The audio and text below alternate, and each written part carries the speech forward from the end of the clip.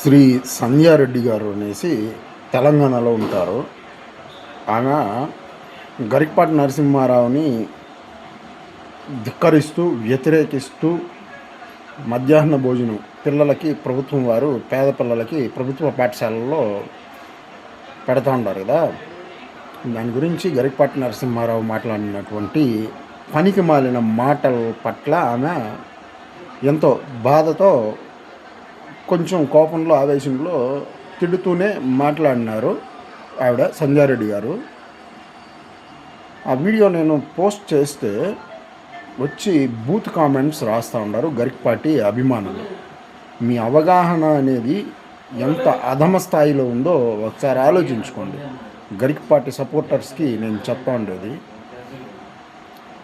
ఎంతోమంది చాలా వీడియోస్ చేసినారు గరికపాటిని వ్యతిరేకిస్తూ. పిల్లలకి పౌష్టికాహార లోపంతో ఎంతోమంది పిల్లలు మన భారతదేశంలో ప్రతి సంవత్సరం చనిపోతూ ఉంటారు, వేలాది మంది పిల్లలు అనేసి. అట్లాంటి పిల్లలకి ప్రభుత్వం వారు ఉచితంగా మంచి ఆహారాన్ని ఇవ్వాలి, అది ప్రభుత్వం బాధ్యత.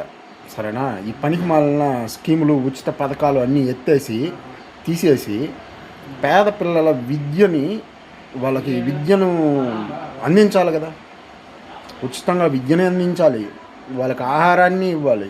అంతకన్నా మించినటువంటి పని, గొప్ప పని, మహోన్నతమైనటువంటి కార్యక్రమం ఏముంటుంది ప్రభుత్వానికి?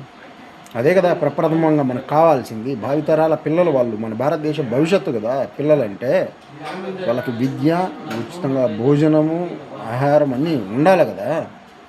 దాని గురించి ధిక్కరిస్తూ వీడు గరికపాటి నరసింహారావు పనికి మాలినటువంటి మాటలు మాట్లాడినాడు. వాడిని ధిక్కరిస్తూ, వ్యతిరేకిస్తూ ఆమె తిట్టింది. ఆమె కరెక్ట్గానే మాట్లాడినారు. ఆవిడ మాట్లాడిన దాంట్లో ఎటువంటి తప్పు లేదు. ఇట్లాంటి దుష్ట భ్రష్ట బాపన రాక్షసుడిని ఖచ్చితంగా వ్యతిరేకించాలి, ఇట్లాంటి వాడిని వెలేయాలి. వీడికి ఇచ్చిన పద్మశ్రీ అవార్డు అనేది కూడా దండగా ప్రభుత్వం వెనక్కి తీసుకోవాలి. దాని గురించి మేము చెప్తా ఉన్నాము. కానీ ఉంటారు కదా కొంతమంది దుష్టులు, భ్రష్టులు, వాళ్ళే ఇట్లాంటి నీచుల్ని సపోర్ట్ చేస్తూ ఉంటారు. ఇంకనన్నా ప్రజలు తెలుసుకోండి, సర్వసామాన్య ప్రజలకు నేను చెప్తా ఉండేది తెలుసుకోండి, అవగాహన కలిగి చేయండి.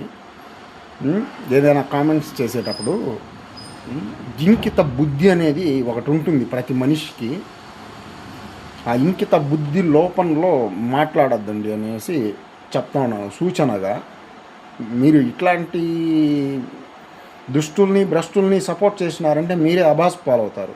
జాగ్రత్త, అదే చెప్తున్నాను.